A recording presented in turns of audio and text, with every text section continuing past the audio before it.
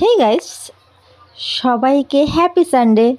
আর আজকে আমার সানডের মেনুতে ছিল পাবদা, আলু আর বাগদা চিংড়ি দিয়ে কিন্তু পোস্ত। তো যেহেতু আর অন্য খাবার ছিল না সঙ্গে ডাল টাল, তাই কিন্তু শুধু এটাই করছি, একটু ঝোল ঝোল, হালকা ঝোল ঝোল করছি।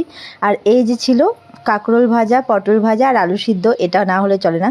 আর এই দিকে চলো দেখো কি হচ্ছে, এদিকে দিদিভাই কি বানাচ্ছে বলো তো? এটা দেখে কি বানাচ্ছে? তালের বড়া? না না না, এটা কিন্তু তালের বড়া না, এটা হলো কাঁঠালের বড়া, পাকা কাঁঠালের বড়া। তবে ঠিক তালের বড়ার মতোই কিছুটা করে, যে পাকা কাঁঠালটা গোলা করে নেয় আগে, তার মধ্যে ময়দা, নারকেল কোড়া, তারপরে কিন্তু মৌরি দিয়ে তারপরে ভাজা করে। আর দিদিভাই এই জিনিসটা খুব সুন্দর বানায়, আমার সত্যি খুব ভালো লাগে। তবে এগুলো গুণ তো আর আমার নেই, এগুলো গুণ কিন্তু দিদিভাই আছে। দিদিভাই যেমন রূপে লক্ষ্মী, তেমন গুণে কিন্তু সরস্বতী।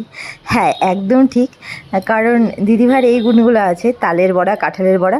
আমি করেছিলাম একবার দুবার, তো অতটা ভালো হয় না, তাই আমি বানাই না।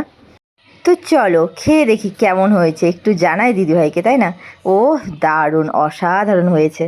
তারপরে আর কি দিদিভাইকে বললাম, দাও আমাকে, আমার আর তর্স হয়েছে না। পাকা কাঁঠাল খায় না, কিন্তু পাকা কাঁঠালের বড়াটা আমার অসাধারণ লাগে, তাই একদম এক বাটি নিয়ে নিয়েছি। তো চলো ভিডিওটা এখানেই শেষ করছি। যদি ভালো লাগে তো একটা লাইক করে দিও।